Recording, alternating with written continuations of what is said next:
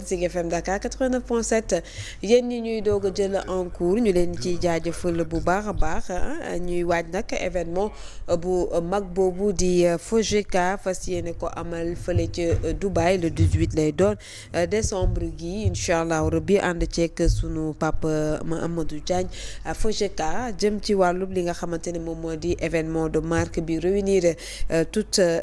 l'Afrique jëm ci li nga xamante ne peut-être moom moo di wàllub intégrité africaine donc nag ñu ci xaarandi ñu bare bari ci FOGECA boobee alors sur ce ñu daal di desandi ba tey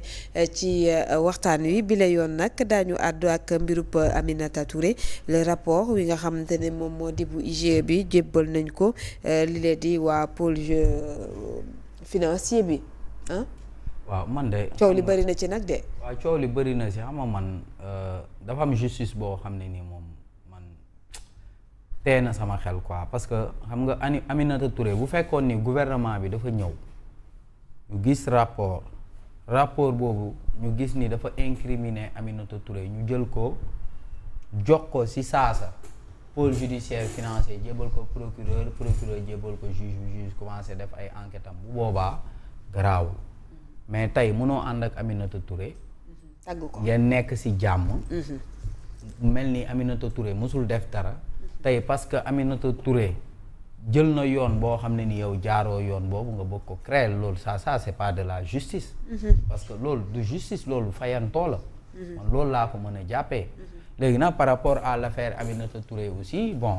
comme j'ai eu à le dire affaire Aminata Touré buñ koy wax. xam nga bu ñuy waxum génnee xaalis moom dinañ ci tudd directeur administratif financier dinañ ci tudd ACP agent comptable particulier ku nekk ñu xool sa maanaam wàll gi nga ci am ndax tu peux pas sortir d'argent sans ces personnes là dans toutes les structures de l'État bu fekkee nekkul ci état central bi nekk yeneen structure état dañ lay détacher benn ACP. léegi cet ACP là bi nga xam ne moo nekkoon foofu au niveau du conseil économique social et environnemental je pense que c'est l'actuel directeur du contrôle budgétaire. Ça veut dire que il a été promu sous le magistère du président de la République Bassirou Diomaye Faye. léegi je pense que bon en tout cas c'est un dossier maanaam boo xam ne c'est profond on va voir ce que ça va donner parce que li ñuy wax mooy Aminata Touré elle a eu à retirer de l'argent de manière irrégulière loolu lañ bëgg a wax maanaam xaalis boo xam ne nii dañ ko génnee peut-être de manière irrégulière alors que y a des gens yoo xam ne ils sont habilités à sortir de l'argent ñooñu tey jii nii bu fekkoon même sax boo doonee ministre tey jii nii nga ñëw bëgg a génnee xaalis bu ACP bi d'accordul du génn waaw parce que lépp sur pièce la war a doon maanaam ce sont des gens qui peuvent dire non à un ministre qui peuvent dire non à un président du conseil constitutionnel wala waaw structure bu mu mënti doon boo xam ne état décentralisé nga di gérer ay fonds léegi moo tax ma ne peut-être est-ce que affaire Aminata Touré bii ñuy wax est-ce que am na exactement parce que bu amoon man si lu ma jàpp tey jii ki fa nekkoon am benn wàll si mbir googu moom duñ ko jël di ko promouvoir tey jii nii ku mu fayul doo fay si état bi doo fayeeku ci état bi donc ça veut dire directeur contrôle budgétaire donc bon c'est man daal justice daal jàpp naa ni justice dafa war a doon loo xam ne nii maanaam amul farantoo amul ay affaire de diw moo ma neex dañ koy yóbbu ci justice diw neexuma du ma ko yóbbu ci justice genre yooyu 2 poids 2 mesures parce que Aminata Touré jàpp naa ni tey jii moom elle paie juste les frais mooy parce que président de la République Bassirou Diomaye Faye wóolu na ko président de la République am na mission bu mu ko jox mooy tey jii nii formellement sama coalition te peut-être que il lui réserve peut-être un poste boo xam ne nii ëllëg mën na ko jox je pense que aujourd'hui moo tax Aminata Touré elle a tous ces problèmes là léegi nag on va voir xaar pour xam ndax yàgg nañ fi tudd nit ci ay rapport parce que comme ni ma ko waxee fii tamit ne rapport boobu noonu ñu doon wax bu fekkee li ñu doon fuité ci internet bi dañuy jàppee ni rapport la loolu du rapport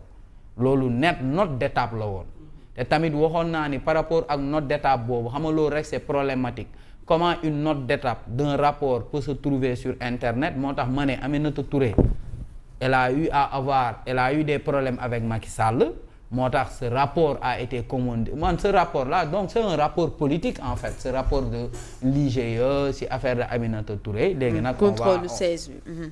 très bien fu muy mujj on verra alors moom moo coow li parce que jàpp nañ ne compétence bi est réservée ñi nga xamante ne ñoom ñoo di waa Cour suprême astafurlah Cour des comptes plutôt alors sur ce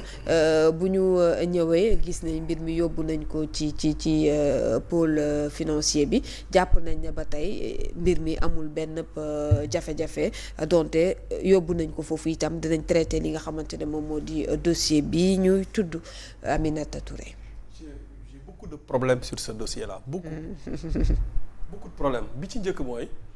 Ousmane Sonko avait affirmé qu'il a vu le rapport. rapport bi nga xamante ni moo épinglé Aminata Touré. rapport IGE. Comment le Premier ministre a pu voir le rapport de l'IGE? Est-ce que le rapport a été déclassifié et si le rapport a été déclassifié c'est par un décret. Le président prend un décret pour déclassifier le rapport. Où est le décret? Je ne sais pas peut-être décret bi war na nekk peut-être ci journal officiel wala quelque chose comme ça buy wane ne tel rapport de l'IGE et tel rapport ont été déclassifiés par le président de la République léegi suñ déclassifié il y a eu ci ñaata rapport IGE le président de la République di jébbal maanaam di ko teg ci circuit normal bi pour ñu leeral ko te presse bi duñ ci jot léegi rapport bi kan moo ko jox PGF c'est le président ou bien le premier ministre. xam nga dañ ne tey jii nii bu fekkee ni le président il décide que rapport bi war nañ ci instruire il peut remettre ça au circuit PM ministre de la justice ainsi de suite ñu jox ko au niveau du PGF. bu fekkee xam nga c'est réservé au président. mën na ko gardel boppam. ne lii maa ko kii léegi nag la question que tu poses c'est pertinent mooy tey jii est-ce que c'est le président qui a décidé d'activer le circuit on peut en douter hein. Bon en fait moi c'est un problème mais le premier ministre si bu fekkente ne c'est le premier ministre qui a déposé le rapport au pôle financier judiciaire et financier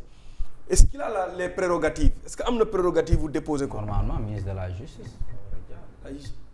j'ai beaucoup de problèmes sur ça moo tax ma ciy demee ak réserve. Très bien. En attendant de voir ban rapport la exactement est-ce que c'est le rapport bi mu doon wax ab rapport IGE bi ñu wax ne dafa épinglé Mimi Touré ci gestion wu conseil économique social et environnemental est-ce que rapport boobu la waaw wala déet d'autant plus que Madiambal Diagne gis nañ ko barki dem mu bind benn tweet fan yi mu ngi sànni ay bomb rek ci rapport IGE bi nga xamante ni lancé nañ ko ci benn programme PSD 2000 xaw ma ñaata maintenant su fekkente ne rapport bi dañ ko jébbal pour ñu leeral ko am na jàngat yu bari xalaat yu bari yu nga xamante ni war nañ ko cee mën a xalaat bi ci njëkk mooy Aminata Touré moom moo yore jamono ji coalition Diomaye président gis nañ ne la coalition fan yu ñu génn def na ralentir na lool ci activités yi nga xam ne moom la daan def mooy maanaam di recevoir ay nit di photo ak ñoom maanaam transhumance boobu noonu gëj na am qu'est-ce qui s'est passé lan moo bloqué ba tax loolu gëj a am et depuis que Ousmane